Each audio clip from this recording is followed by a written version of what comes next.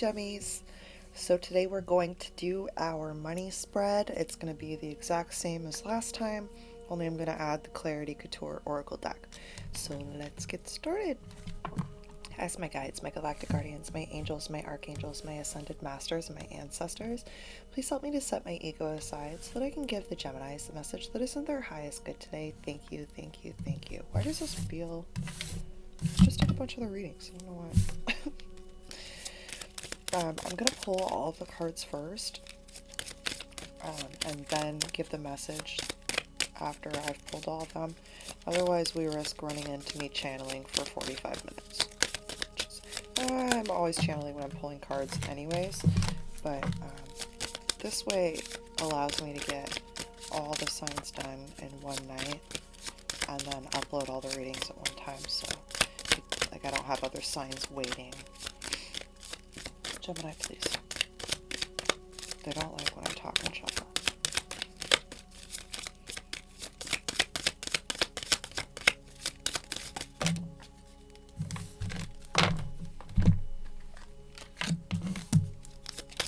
Gemini, please.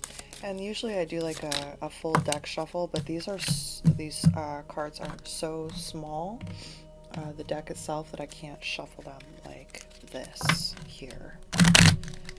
I normally do, but because there are two little cards in the first two decks, I just gotta shuffle them this way.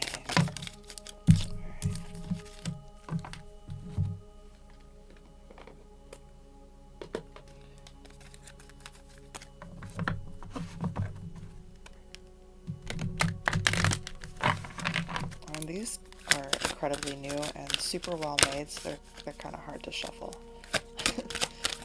Hard to shuffle using the Vegas card technique. Is it a Vegas thing? I don't know where that technique came from.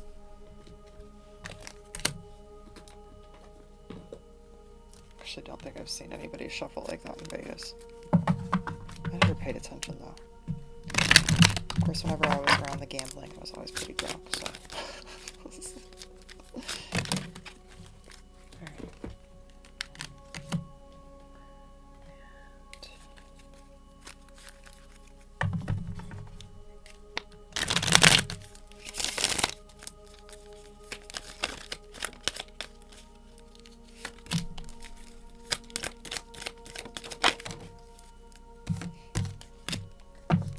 Okay.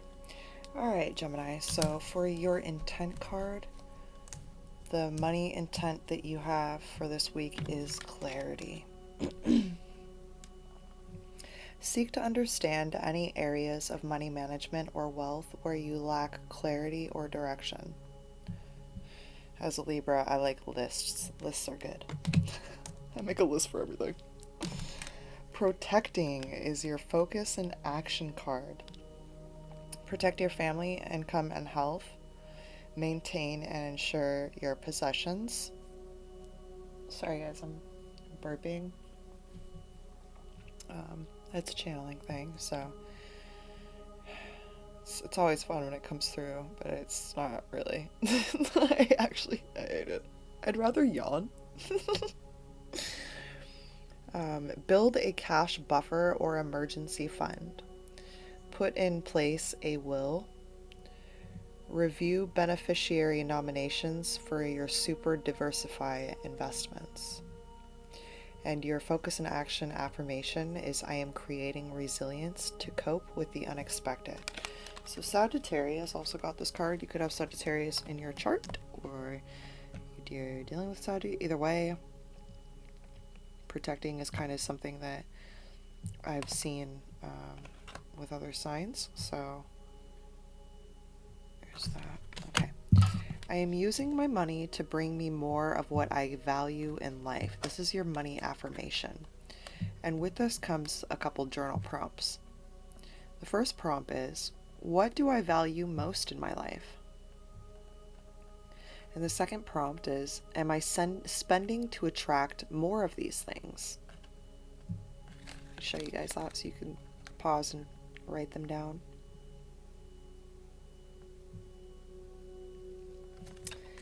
All right. What do I want and why do I want it? When you acknowledge what you do not want and then ask yourself, what is it that I do want? You begin a gradual shift into the telling of your new story and into a much improved point of attraction. You get the essence of what you think about, whether you want it or not, because the law of attraction is unerringly consistent. Therefore, you are never only telling the story of how it is now, you are also telling the future experience that you are creating right now. I love Abraham, but they're so in the moment of being, like just in the moment of being, that they don't have, it's almost like stopping to explain certain things would take them out of where they are, and they're not going to leave where they are. Because it's a collective. When we talk about Abraham and Abraham Hicks, she is channeling a collective, and they call themselves Abraham. And the reason they call themselves Abraham is because Abraham is a name that's been used throughout history, through all like religious texts. So it isn't in regards to religion, but it is in that that's where the majority of people would resonate. I digress. I'm not sure why I'm even explaining that, but yeah. What do you want and why do you want it? Basically, what's this saying? Let me just, there was a point when I got onto a tangent. So what is it? So when you acknowledge what you don't want and then ask yourself, what is it that I do want? You begin a gradual shift. So when I read that, what I think is like, anytime I'm looking at my reality and it's something I don't want, and then I look at something that I don't have, right? I view myself as not having it, but I want it. That doesn't make me feel better. So when I first read that card, I was always like, that doesn't make any sense to me.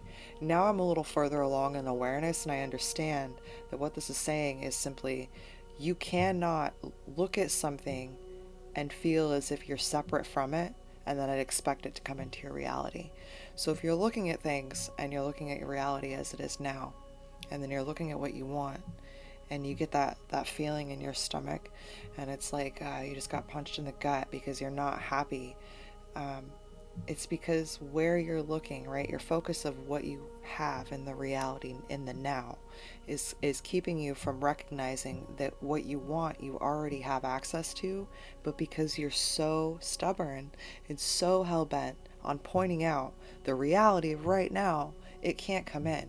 It's like I think this was Abraham Hicks message too, and she was talking about how she was at the airport and the guy was telling them to stop coming down the escalators because the door wouldn't open, but no one at the airport shut the escalators off, so people didn't know that the door at the bottom wouldn't open. They just saw that the escalator was people were still getting on and it was still going, so obviously they could continue to go, right, following just the line of traffic. And the guy is saying, the guy was telling Esther, like, you can't go through, and they're telling people that they can't go through, it's going to be this whole big thing. And I think eventually Esther had to just open the door and go through the door, because otherwise everything behind her was going to get clogged up, people were going to get trampled. And I think that's how she ended that story, is that she ended up just opening the door and going through. It's stopping a bunch of people from being trampled. It's kind of like that. Like, you can't look at where you're at and be like, this is where I'm at, and then think of all the things you want and get that feeling of not having it, because it's like closing the door on that. I hope that I didn't mess that up too much. I digress. I'm gonna keep going. I let my action be action and joy. You have intended action.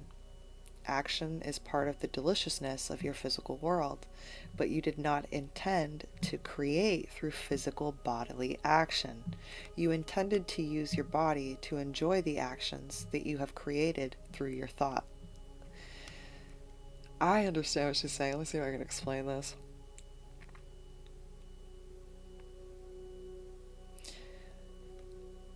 Action, every choice that we make, every thought that we take is an action.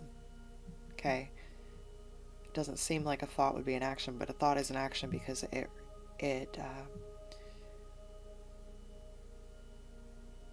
how am I going to explain this? A thought is an action simply because it creates more of an action. Like, To think is an action. So when you're thinking thoughts and they're not intended, good thoughts intended towards what you want, you risk creating things that you maybe didn't want, right? So when this asks you, what do I want and why do I want it? When you're thinking, try to shift your perspective into, my thought is an action. Therefore, it needs to have an intent attached to it. And if you intend to have thoughts that are good, intend to make your reality shift, you are now having intended actions. I'm not sure if I explained that clearly enough. I'm going to leave it at that. I don't want to get in even more deep. You know, sometimes we try to explain and we dig a hole. Anyways, I'm going to leave it there. I hope that you understood it. Not that there's something wrong with you if you didn't understand it. I hope that it was digestible, because I was kind of all over the place, is what I mean. Okay. If you're waiting for a message career-wise, money-wise, no message is a message, okay? No message is a message. Reacting with emotions to external factors is the sign of an untrained mind. So there could be like, external money factors. I'm sorry, my nose itches. There could be external money factors that are causing you to react